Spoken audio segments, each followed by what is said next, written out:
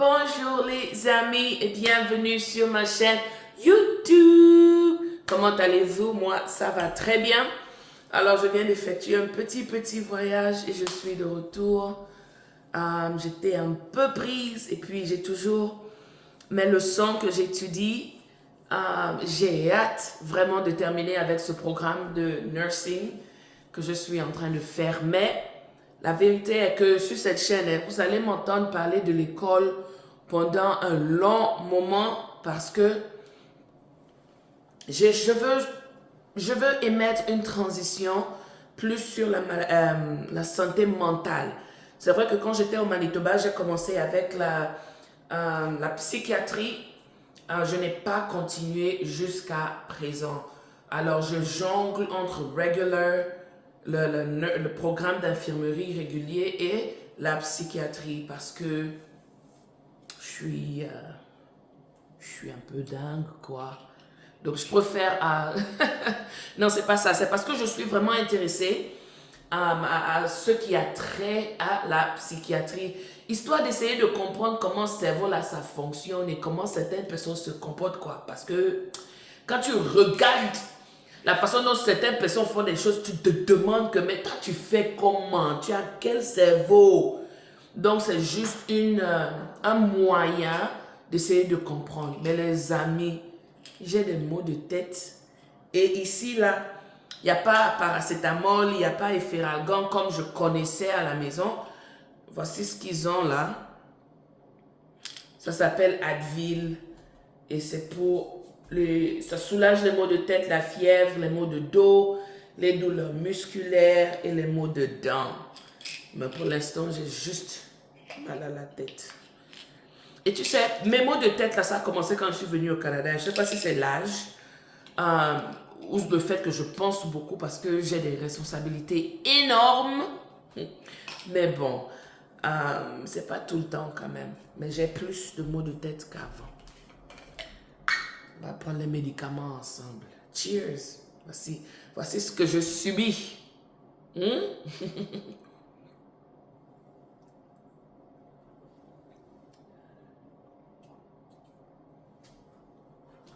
Alors, mon nom est Sika Gold et je suis votre sœur virtuelle depuis le Canada, précisément dans la province de la Colombie-Britannique. Je n'ai jamais vraiment vécu au Québec ou à Montréal, donc il me sera un peu difficile de vous apporter des nouvelles de ce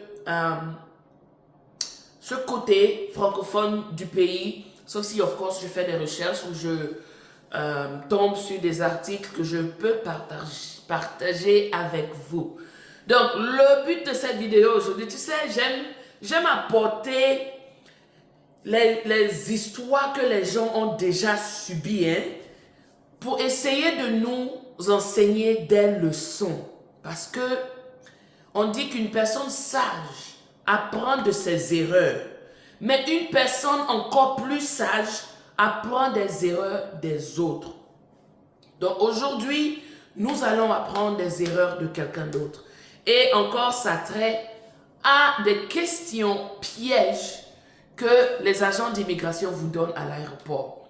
Alors avant de continuer dans le vif du sujet, j'aimerais nous rappeler que même si tu as ton study permit, ton permis d'études, ton permis de travail ou ton visa visiteur, écoute-moi bien, tu n'es pas encore à l'intérieur du pays si tu ne dépasses pas les agents d'immigration qui sont à l'aéroport. Parce que quand tu viens d'un pays quelconque, il y a toujours un secteur d'immigration que tu vas traverser quand tu viens d'arriver dans le pays. Et l'agent que tu vois face à face là, il a le dernier mot.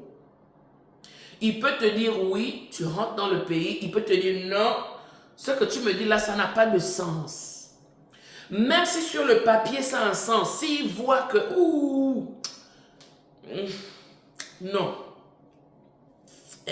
non, il peut te dire que tu n'es pas autorisé à rentrer dans le pays. Voilà pourquoi on fait cette vidéo, pour nous préparer en conséquence de cause. Parce que des fois, nous aussi, on ne connaît pas et on fait des erreurs. Quand je quitte le Togo pour venir ici, là, je n'ai aucune idée des questions que l'agent va me poser. aucune idée. Et tu sais, des fois, ça m'énerve. Ça m'énerve tellement. Ou je dis, au passé, ça m'énervait. Quand je viens, il me pose la question, où est ton permis d'études? Je donne. Tu es à l'école en temps plein? Oui. Oh, la dernière fois que tu es parti à l'école, c'est quand? Ok. L'adresse de ton école, c'est où? Le télé. Je dis, tu me demandes tout ça pourquoi? Si tu veux les recherches, va chercher toi-même. Mais les amis, ils ont tous les droits de nous poser ce genre de questions.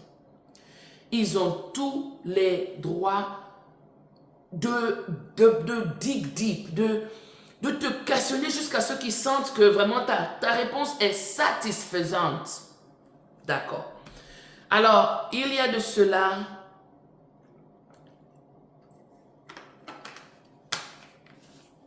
quelques mois,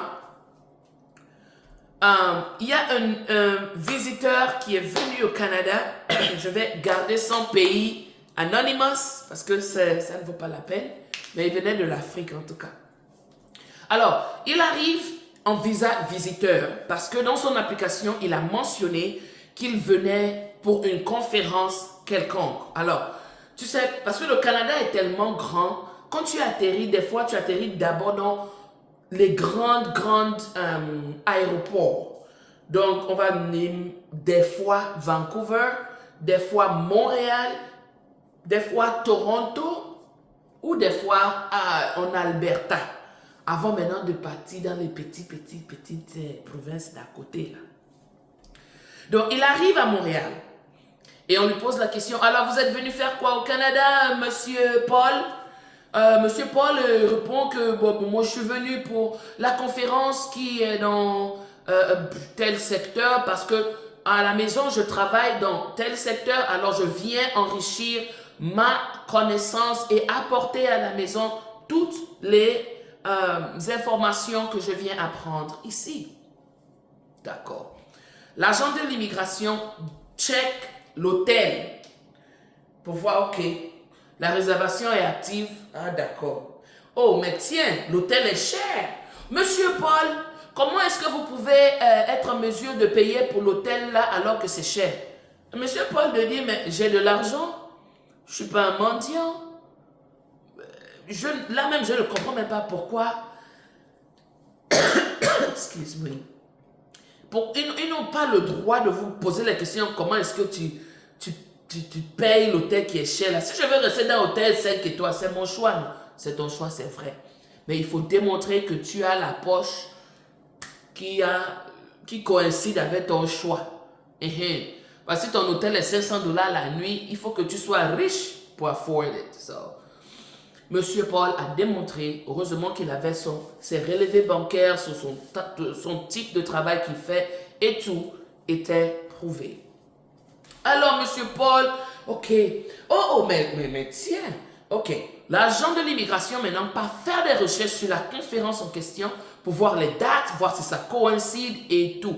Les amis, ils font des recherches et ils vérifient les informations que nous leur donnons. Donc, il faut que ça make sense. Il faut que ça soit sensé. Il ne faut pas te mettre les bâtons dans les roues quand tu viens donner... Ok, je viens à une conférence qui est déjà passée. Tu vas venir faire quoi? Tu vas venir faire quoi? Donc, c'est important. Oh, j'ai les mots de tête. Bon, ok, on continue.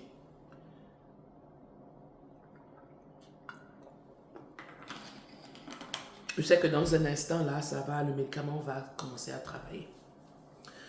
D'accord.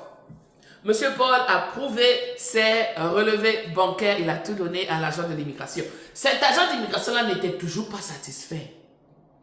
Monsieur Paul, mais j'ai fait des recherches. Votre conférence n'est pas à Montréal. Votre conférence est au Nouveau-Brunswick, par exemple. Mais je regarde vos documents et je ne vois pas un billet d'avion de Montréal au Nouveau-Brunswick. Comment est-ce que vous allez faire? Ah, monsieur Paul dit, oh oui, c'est vrai. Et c'est parce que je n'ai pas trouvé des billets immédiatement de là où je viens au Nouveau-Brunswick. Donc, je viens d'abord à Montréal et ensuite, j'irai au Nouveau-Brunswick. Oh, ok, mais Monsieur Paul, la conférence est dans 3 jours. Si vous n'avez pas le billet acheté maintenant, comment est-ce que vous allez faire? Monsieur Paul de dire, ouais, je vous ai prouvé que j'ai assez d'argent dans mon relevé bancaire, alors ne vous inquiétez pas, je serai tellement à mesure de payer mon billet de Montréal au Nouveau-Brunswick. D'accord. All right. Alors, il appelle l'hôtel pour confirmer que la réservation est valide.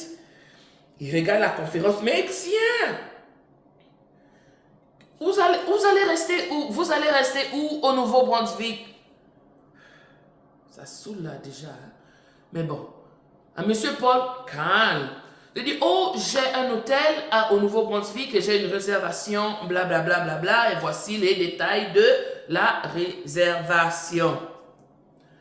Alors, l'agent d'immigration se rend dans son coin là, il cherche, il fait des recherches, il tape sur Google, whatever, pour check que la réservation dans l'autre province est aussi valide. D'accord. Alors, il finit, il check, c'est valide, il n'a plus quelque chose pour attraper M. Paul, hein, pour dire à M. Paul, tu ne rentres pas. Mais ils vont chercher jusqu'à ils trouvent quelque chose. All right. Mais M. Paul, je vois dans mes recherches que l'hôtel, la réservation de l'hôtel que vous avez au Nouveau-Brunswick est à 4 heures de temps de la place, là où il y a la conférence. Vous allez faire comment? Déjà, je ne sais pas ce qui dérange cet agent d'immigration là. Papa, même si c'est à 10 heures, ton problème est où? Ton problème est où? Mais c'est son travail. C'est son travail que lui aussi il fait, non? C'est son travail. Donc, c'est à 4 heures. L'hôtel dans l'autre province maintenant est à 4 heures de temps de la salle ou de la place là où il y a la conférence. Alors, à M. Paul de dire à l'agent de l'immigration que non, ne vous inquiétez pas, j'ai des plans de louer une voiture et si possible, quand j'arrive, si le transfert est tellement pénible, je me rapprocherai. La raison pour laquelle j'ai choisi cet hôtel, c'est parce que à côté de cet hôtel, il y a ci, il y a ça, il y a ci. Donc, pendant que je ne suis pas à la conférence, je vais visiter A, B, C. Monsieur Paul était prêt. Parce que ce sont des réponses claires comme ça que tu vas donner à l'agent de l'immigration et il n'aura pas de raison de te retenir ou de dénier ton entrée au Canada. Parce que it just has to make sense. Donc, M. Paul a montré tout ça, il a expliqué à l'agent de l'immigration. Mais voici ce que l'agent fait maintenant. D'accord. Alors, il regarde les papiers, il n'a plus rien à dire. Il regarde. Tout là va bien, ça bien. La conférence commence dans 3 jours. Il a les plans. Il a même montré les recherches qu'il a fait pour louer la voiture. Il a dû montrer son permis de conduire et il a vraiment montré. Et il a dit que dans le cas où je ne suis pas en mesure de conduire, je vais louer Uber. Uber, c'est comme une compagnie de taxi mobile là. Les personnels comme moi, là, on peut faire Uber si je n'ai plus de travail et puis je veux me faire un peu d'argent, je peux travailler comme Uber driver. Et il a expliqué tout ça à l'agent de l'immigration. Ok. À l'agent de l'immigration maintenant, de prendre une forme de réfugié. Mais avant de prendre une forme de réfugié, tu sais, il a demandé à M. Paul, est-ce que vous allez quelconque recevoir de l'argent pendant votre séjour au Canada, blablabla. Et M. Paul a dit, ami, moi, comment? Ah oh, non, je ne recevrai aucune somme, jamais, rien. Je ne recevrai rien. Parce que je suis venu ici pour apprendre, pas pour recevoir de l'argent. Donc, parce que quand ils vous posent des questions là, ce sont des questions pièges. C'est juste pour voir si vous voulez venir travailler au Canada.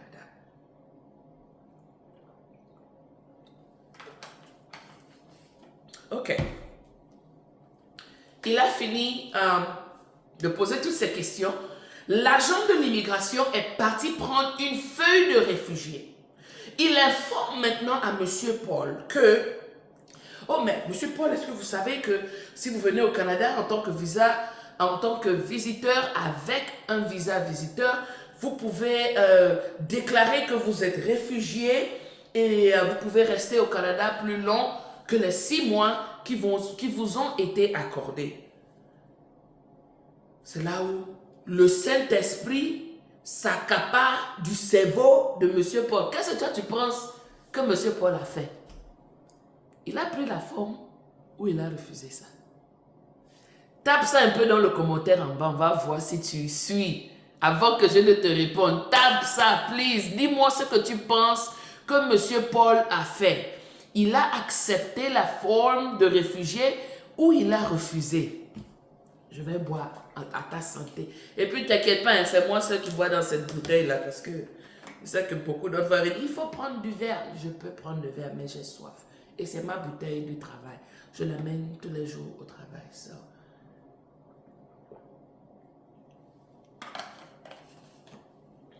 Alors, tu as fini de taper, je pense? Je vais te dire maintenant. Monsieur Paul a pris la feuille et lit. Il retourne ça à l'immigration, à l'officier, il dit non, je ne suis pas venu au Canada pour déclarer réfugié. Je suis venu pour assister à une conférence. Chez moi au pays, j'ai telle position, telle position, telle position, je vis bien, j'ai mon travail, je veux juste expand, je veux juste élaborer ma connaissance. Je ne suis pas venu je n'ai pas laissé ma famille au pays pour venir dire ici que je suis réfugié. Monsieur d'agent d'immigration, respectueusement, je refuse votre forme. Et l'agent d'immigration était choqué. Parce que c'était d'entre nous là, hein? Quand on voit l'opportunité comme ça là, hey, Yesou, on va sauter dessus, non? Ne sachant pas que c'est un piège. C'est un piège. C'était un piège. Parce que dès qu'il a refusé le papier de réfugié, l'officier a dit, ok, vous êtes bien arrivé au Canada, enjoy vos 6 months, que Dieu vous bénisse, blablabla, allez, off you go. C'est comme ça qu'ils l'ont laissé partir. S'il avait pris la forme là, pour dire que je vais claim réfugié, je fais, ils allaient dire, monsieur, je suis désolé, vous n'êtes pas admissible à rentrer au Canada aujourd'hui parce que vous avez déclaré que vous voulez maintenant venir claim réfugié alors que ton application disait que tu viens seulement visiter, tu viens assister à une conférence. Comment maintenant, parce que je te donne la forme de réfugié, maintenant tu veux prendre ça? Les amis, faisons attention. Monsieur Paul là, a vu sa vie flash devant ses yeux comme ça là. Heureusement qu'il a eu du cerveau. Heureusement. Parce que ces agents d'immigration là, ils n'ont pas ton intérêt à cœur. Ils ne sont pas là pour te plaire. Ils sont là pour plaire à un système qui fonctionne d'une certaine manière. Quand tu dis, maybe il y a beaucoup de points là, si tu trouves les menteurs, si tu trouves les gens qui vont te dire que toi là tu es un bon officier, donc on va te donner plus d'argent. Des fois même on ne leur donne rien. Il y a des gens qui ont seulement beaucoup de zèle là pour montrer qu'ils aiment tellement leur travail. There's nothing wrong with it. Il n'y a rien de mal. Il n'y a rien de mal à ça. C'est juste qu'on ne veut pas se retrouver dans une situation où tu as planifié ta vie d'une certaine manière et puis quelqu'un te bloque. Ça là, ça fait mal. Ça fait très mal. Alors, donc c'est ça. Voici les leçons avec vous. Si vous avez dit que vous venez visiter et à l'aéroport, on vous donne papier de réfugié, la sœur, le frère, il faut faire attention. Je ne peux pas te dire accepte ou n'accepte pas, parce qu'il y a beaucoup de personnes depuis l'aéroport qui se déclarent déjà réfugiés, mais parce que les conditions qu'ils ont utilisées pour venir là sont différentes. Si tu as appliqué pour visa visiteur et que c'est vraiment la visite qui t'amène ici, il n'y a pas de conférence par exemple, et ton histoire est différente, c'est différent. il y a cas et cas. Donc, il faut vraiment organiser ton dossier pour ce qui make sense for you. Like, il faut bien organiser ton dossier. Malheureusement, je ne suis pas consultante d'immigration. J'aurais tellement souhaité m'y plonger et apprendre encore plus et si possible avoir ma licence. Mais pour l'instant, je ne peux pas. Je vais finir d'abord avec my calling, my nursing. It's a lot. It's a lot. Je dois d'abord finir avec ce que j'ai commencé. Si je vais faire ça après, peut-être il n'y a pas de problème, je le ferai.